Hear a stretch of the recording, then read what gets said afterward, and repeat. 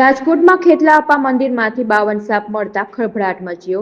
Rajkot forest વિભાગે મંદિરના મહંતની ધરપકડ કરી। બ્રિલિયન્ટ ચોકડી વિસ્તારમાં મંદિર આવેલું છે। મહંત મનુ મણિરામ દુધરેચરાની ધરપકડ કરવામાં આવી। નાગદેવતાનું મંદિર કહીને મહંત પ્રચાર કરતા હતા। 100 થી વધુ સાપ આ મંદિરમાં રાખવામાં આવ્યા હતા। મારું નામ હરેશભાઈ ગોંડલિયા।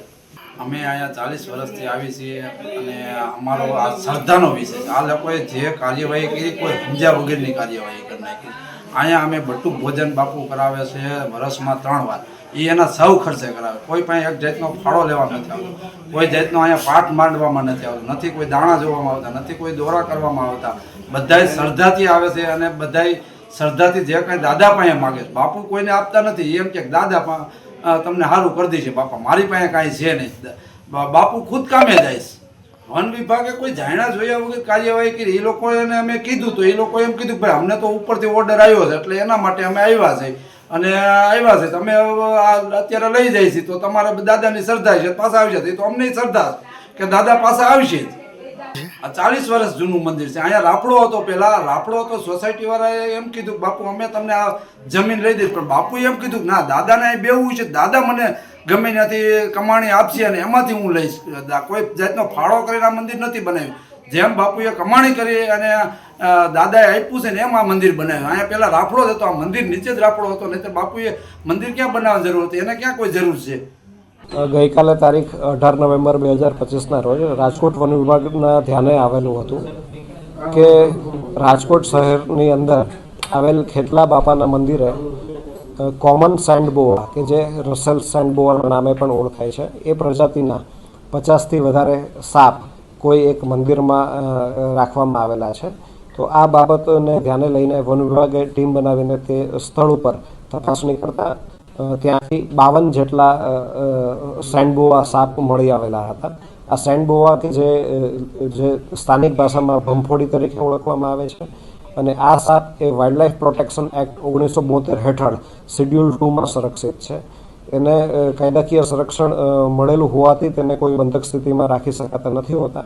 આ બાબતે રાજકોટ વન વિભાગ હેઠળની રાજકોટ ઉત્તર રેન્જ દ્વારા આનો ગુનો નોંધવામાં આવેલો છે તથા એ ગુનામાં વન્ય પ્રાણી સંરક્ષણ ધારાની કલમોનો ભંગ થાય છે તે બાબતે જે મંદિરના મહંત જે હતા શ્રી મનુભાઈ દુધરેચિયા તેમની સામે પણ કાયદેસરની કાર્યવાહી હાથ ધરવામાં આવી। તેઓની પ્રાથમિક પૂછપરછમાં એ બાબતો સામે આવેલી હતી કે ખેતલા બાપાનું મંદિર ધાર્મિક રીતે સાપ સાથે જોડાયેલું છે અને ધાર્મિક આસ્થાના કારણે જ્યારે કોમન સેન્ડબોઆ સાપ મળતા તો તેને ત્યાં રાખવામાં આવતા હતા અને ત્યાં કોઈ તસ્કરી થતી હોય કે એનો કોઈ બીજો ઉપયોગ થતો હોય એવી કોઈ બાબતો ધ્યાનમાં આવેલી નથી। શું લોકોને શું તમે અપીલ કરવા માંગશો અને આગળ હવે કઈ રીતે કાર્યવાહી કરો? ખાસ કરીને હું એ કહેવા માંગીશ કે વન્ય પ્રાણી સંરક્ષણ ધારા હેઠળ કોઈ પણ વાઇલ્ડ લાઈફને આ રીતે પકડીને રાખવી કે તેને એનું ઉત્પીડન કરવું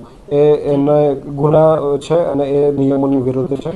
ઘણીવાર અંધશ્રદ્ધામાં ક્યારેક નિયમો અને જોગવાઈઓના જાણકારીના અભાવે પણ લોકો અલગ અલગ વાઇલ્ડ લાઈફ છે જેમ કે સાપ છે અને કાચબા છે, પોપટ છે એને પોતાના ઘરે મંદિરોમાં કે અલગ અલગ જગ્યાએ રાખતા હોય છે।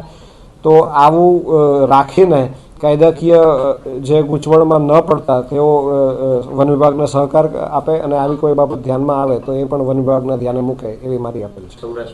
ચોક્કસથી અમને અલગ અલગ જગ્યાએથી જે માહિતી મળી રહી છે અલગ અલગ પ્રાણીઓની વખતો વખત જ્યારે પણ માહિતી મળે છે ત્યારે એ બાબતની સ્થળ તપાસ કરીને વન્યજીવનું સંરક્ષણ સર્વોચ્ચ રીતે થાય એ પ્રાયોરિટી સાથે વન વિભાગ કાર્ય કરે છે। વાઇલ્ડ લાઈફ પ્રોટેક્શન એક્ટ હેઠળ જે પ્રાણીઓ શેડ્યુલ 1માં સંરક્ષિત છે તેમાં 3 વર્ષથી 7 વર્ષ સુધીની જે સજા છે અને બિન જામીનપાત્ર ગુનો છે। જ્યારે શેડ્યુલ 2ના જે પ્રાણીઓ છે તેમાં 6 મહિના સુધીની સજાની જોગવાઈ છે। શેડ્યુલ 1ના પ્રાણીઓમાં 1 લાખ રૂપિયા સુધીના દંડની પણ જોગવાઈ છે। તો જ્યારે આવું એક કાયદાકીય સંરક્ષણ મળેલું છે તો લોકો પણ વન્યજીવોના સંરક્ષણમાં સહકાર આપે તે અપેક્ષિત છે। આમાં જે ગુનો નોંધવામાં આવેલો છે તેમાં ખાસ કરીને આ સાપો છે તે કોઈ ઇલીગલ સોર્સથી કે એવી રીતે આપવામાં મીન્સ લાવવામાં આવેલા કે નથી એ બાબતે અમે ઊંડાણપૂર્વક તપાસ કરીશું અને જો બીજા કોઈ લોકો પણ જો આમાં ઇન્વોલ્વ હશે તો તેઓ સામે પણ ગુનો નોંધીને આગળની કાર્યવાહી કરીશું. તેઓને જે આ ગુનો જે છે એ માંડવાળ ખાતર ગુનો છે એટલે તેઓનો આ બાબતે તેઓનો જવાબ લઈને તેમને હાલ જામીન ઉપર મુક્ત કરેલા છે, પરંતુ એમાં ફર્ધર ઇન્વેસ્ટિગેશન કરીને જો જરૂરિયાત જો જણાય તો એમને ફરીથી પણ પૂછપરછ માટે લાવીને જે દંડકીય કાર્યવાહી છે એ કરવામાં આવશે. આ બાબત જ્યારે અલગ અલગ માધ્યમો દ્વારા વન વિભાગના ધ્યાન ઉપર આવી તો તેનું તરત જ સંજ્ઞાન લઈને વન વિભાગ દ્વારા કાર્યવાહી કરવામાં આવેલી છે. એક જે પૂછપરછમાં એવું જ ધ્યાનમાં આવેલું છે કે લોકો જે આ સાપ સાથે ધાર્મિક આસ્થાથી જોડાયેલા હતા તો તેમના ધ્યાને જ્યારે આ સાપ આવે તો ત્યાં મંદિર ઉપર લોકો મૂકી જતા હતા અને જે ત્યાંના મહંત છે એ પણ સ્નેક હેન્ડલિંગમાં જાણકાર હોવાનું આ પ્રાથમિક તપાસમાં ધ્યાને આવેલું છે.